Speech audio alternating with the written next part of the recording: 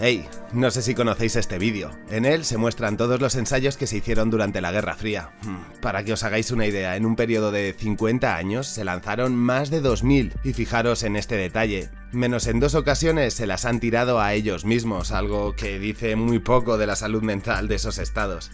En fin, que durante muchos años el principal miedo del mundo fue acabar viviendo en un perpetuo invierno nuclear. Yo en este vídeo recojo unos cuantos falsos documentales y animaciones que nos enviarán a esa distopía, y bueno, si os sirve de consuelo, se ve peor que la que nos ha tocado vivir. Como podéis ver, para el año 1965 ya habían lanzado los norteamericanos 424 bombas y los rusos 241. En esa misma fecha se estrena un falso documental dirigido por Peter Watkins que se titula War Games y está producido por la BBC, cadena que, por cierto, tiene una muy buena colección de esos productos, y si no, ojead el vídeo de los falsos documentales que la liaron parda. Ahí tenéis 3 ejemplos de metrajes que atemorizaron a la población británica. Pues en War Games encontraremos un ejercicio muy detallista y exhaustivo de cómo el hongo radiactivo puede afectar sobre la población civil.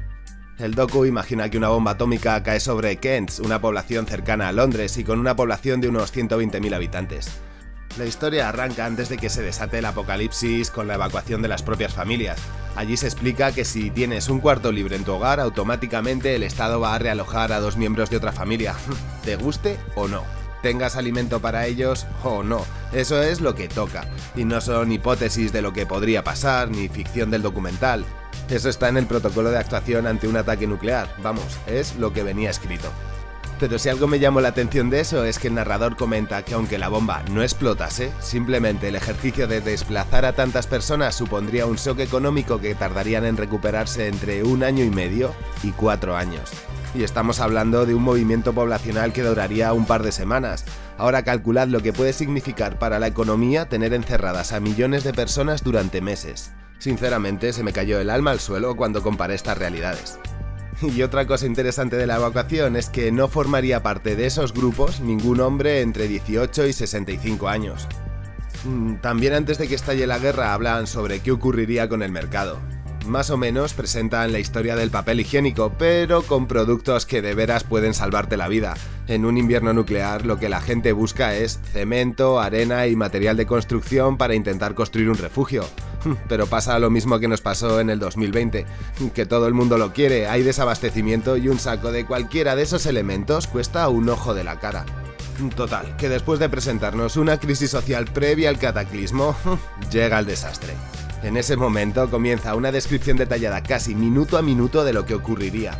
Para empezar, se vería un enorme destello blanco. En un radio de 30 kilómetros, quien tuvo la desgracia de tener los ojos bien abiertos y mirando al horizonte, va a perder la vista. Y la cosa solo acaba de empezar. 12 segundos después vendrá el impacto, y ahí prepararos, porque si te pilla en la calle y estás a un par de kilómetros, bueno, porque a menos distancia acabarías vaporizado, la onda expansiva te va a desplazar unos 40 metros. La temperatura subirá, se generarán vientos realmente calientes con una fuerza de 1000 km por hora y todo eso culminará en una enormísima columna de fuego que ascenderá al cielo con forma de champiñón, seguro que os suena. Ha pasado 1 minuto desde que empezó todo y la devastación se puede sentir a casi 50 kilómetros a la redonda. El resultado en vidas, no hace falta que os lo diga, pero os lo podéis imaginar. No solo van a ser las personas que cayeron en los primeros instantes, sino todos los heridos y los efectos secundarios, que muy probablemente acaben superando al número de bajas iniciales. A mitad del documental, mientras te están explicando cómo afectaría sobre la población, cortan para preguntar a civiles sobre si les gustaría que Reino Unido devolviese el ataque si sufren uno. La respuesta es unánime, todos lo ven claro. Si nos atacan hay que ir a por ellos. Y la verdad, no sé muy bien qué satisfacción puede conseguir alguien del dolor de otra persona que no conoce y que está a miles de kilómetros, y eso me hizo reflexionar en el adoctrinamiento que desde pequeños recibimos para pensar como gilipollas. Y es que me niego a creer que el ser humano sea así por naturaleza. Vamos, que atenta a la supervivencia de tu especie. En fin, que he pasado solo por encima de este documental. Quedaros con esto, aparte de pedagógico e informativo, tiene una naturaleza antibélica bastante interesante y más en los tiempos que corrían. Y una última cosa, todos los actores que aparecen son ciudadanos que fueron contratados para interpretarse a sí mismos en esa situación. Bonito detalle del director, ¿no creéis? Pero escuchad, que si queréis un ejercicio profundo de cómo afectaría sobre la gente un ataque nuclear, tenéis otro falso documental también producido por la BBC titulado Thirst, del año 1984. Dios, qué inglés. En este otro, el tono frío y pedagógico desaparece para mostrarnos la historia de varios ciudadanos en Reino Unido durante los años 80, cuando están inmersos en una enorme crisis económica fruto de la privatización y el cierre de empresas. En fin, que en este trabajo se personaliza y se pone cara a los protagonistas de un invierno nuclear. Nos presentan a una mujer embarazada, a un líder sindical, a una ama de casa, a un estudiante, y durante prácticamente la primera mitad de la película nos muestran cómo es su vida, su trabajo y cómo pasan su tiempo libre. Al principio cuando lo vi pensé, joder, que innecesariamente largo, ¿por qué darle tanto rato a la cotidianidad? Y creo que para enseñarnos que aunque sus vidas fuesen tristes, luego lo van a ser más. Y si su normalidad apestaba, su nueva normalidad, ¿qué os voy a contar, verdad? Total, que pasados esos 45 minutos arranca un relato sobre qué ocurriría, y no solo en el instante más inmediato, sino a lo largo del tiempo.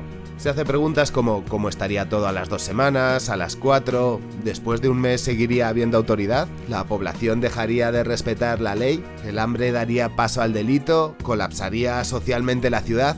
¿Qué pasaría con los supervivientes? ¿Serían atendidos? ¿Serían aceptados por el resto? ¿Qué taras psicológicas tendrían que enfrentar? Pues a estas y a muchas más preguntas va respondiendo este falso documental, que es crudo como la vida misma.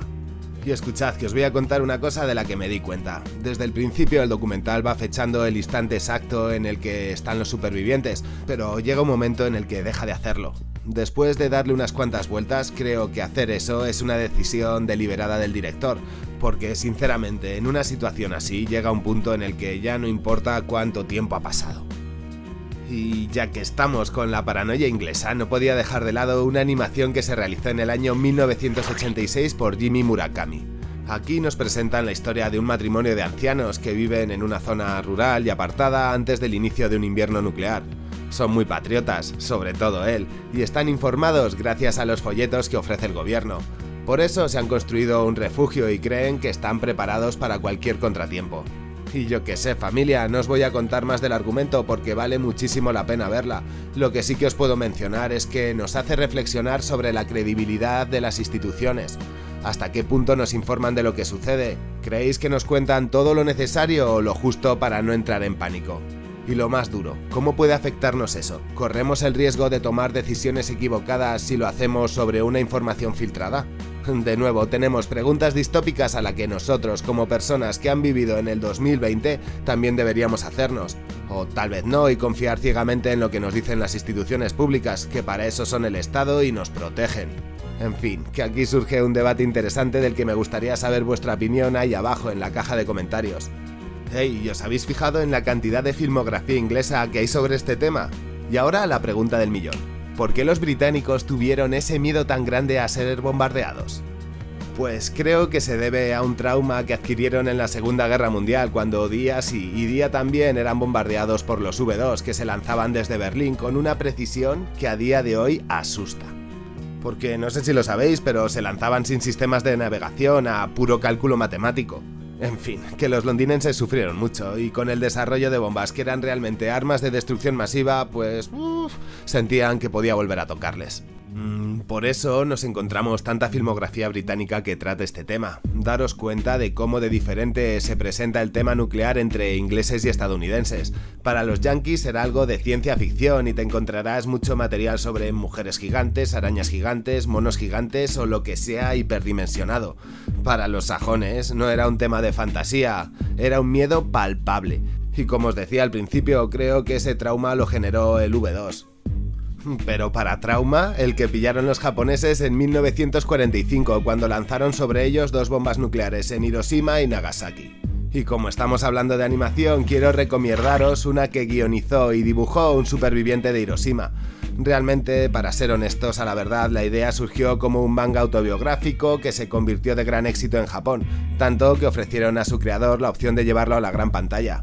La primera tira dibujada se publicó en el año 1973 y el último capítulo en 1974. Por si queréis buscarlo, que sepáis que tiene en total 15 partes. Nos cuenta la historia de Gen, un chico que forma parte de una familia que ya de primera es rechazada por el resto de comunidades porque su padre es pacifista, y en esos momentos Japón está a tope con la guerra. Total, que nos habla del hambre que sufren y de los problemas para que su familia pueda sobrevivir. En ese contexto tan poco esperanzador sucede el acontecimiento que le cambió la vida, ya sabéis. Bueno, pues a partir de ese momento se inicia una lucha por la supervivencia y tendrá que afrontar muchos problemas de los que no se conocía nada, como por ejemplo la radiación. En 1945 solamente se había probado ese arma en una ocasión, en el desierto de Nuevo México. Ahí, el arma superó todas las expectativas, tanto que los sistemas de medición que usaron se rompieron del impacto. Lo mismo pasó con las cámaras que lo estaban filmando, así que realmente no tenían ni idea de sus efectos secundarios más allá de que eso hacía ¡boom! Muy fuerte. O bueno, eso es lo que nos quieren contar. Los que fijo que no tenían ni idea eran los japoneses, y para que os hagáis una idea de lo ignorantes que eran ante este hecho, cuando las víctimas de Hiroshima y Nagasaki empezaron a sufrir los efectos de la radiación, tales como la caída del pelo o de los dientes, la gente y los médicos los definían como los de la enfermedad de la bomba, sin saber que se trataba de una intoxicación nuclear. ¿Qué supuso afrontar el problema desde la ignorancia? Pues muchísimo rechazo por parte de la población japonesa, sobre todo por la que no había recibido tan de cerca ese golpe. Cuando ya se fue conociendo más del tema, la situación no mejoró, porque ¿quién querría casarse con alguien que no podría tener descendencia? Yo qué sé, que si queréis conocer las declaraciones de quien lo vivió de primera mano, tenéis un documental crudísimo llamado Lluvia Negra, Resplandor Blanco. Por si sois curiosos, el título hace referencia por un lado al flashazo que genera la bomba, que es lo primero que se siente, y también a la lluvia radiactiva que se da después de cada explosión. Esta se forma por la humedad, las altas temperaturas y por todo el polvo que se levanta. Total, que si te pilla, lo mejor que puedes hacer es ponerte a cantar bajo la lluvia como si estuvieses en Broadway, y abrir la boca mucho para transformarte en un superhéroe como Spider-Man. No, familia, no. Escóndete. Y que no te toque ni una gota, porque eso es lo más tóxico que puedes echarte a la cara. Hablando ya en serio, en este documental tendremos las declaraciones de las dos partes. Por un lado, de la gente que sufrió la bomba, y por otro, el de los que la tiraron. Y peña, es muy crudo ver cómo las víctimas se sienten culpables de lo que pasó, mientras que los que la lanzaron reconocen que duermen tranquilos, a pierna suelta y nunca tuvieron una pesadilla. Y eso que segaron más de 120.000 vidas en el primer segundo, y no tengo en cuenta las que cayeron durante los años posteriores. Dios, qué bien hace su labor la educación militar, y qué bien te prepara para entender el valor de una vida humana de otra manera radicalmente diferente de como la ve un civil. No me voy a meter mucho más, pero es imprescindible si quieres conocer de primera mano lo que pasó. Las declaraciones son muy duras, pero si algo me llamó de verdad la atención es lo suave que te deja un trauma así. En ningún momento las víctimas tienen una mala palabra para quien tiró eso. Es más, escuchándoles se me ponían los pelos de punta. Que si vinieron para ayudar, que si nos daban chocolatinas... No me malinterpretéis, no me gusta el revanchismo, pero creo que sí que es necesario un análisis complejo de la situación y no caer en esa amnesia social. Mirad, el documental parece que no quiere meterse demasiado en ese tema, pero me pareció paradigmático cuando se ve a un superviviente en el campo de béisbol dándolo todo. Ahí pensé, wow, vaya proceso de aculturación, y qué bien funciona la doctrina del shock. Y ahora quiero mandar un enorme abrazo a mis Patreons. Por cierto, vamos a hacer reuniones para ver y comentar cine, así que estaros pendientes por las vías de comunicación que tenemos, y ya está. Nos vemos en los vídeos.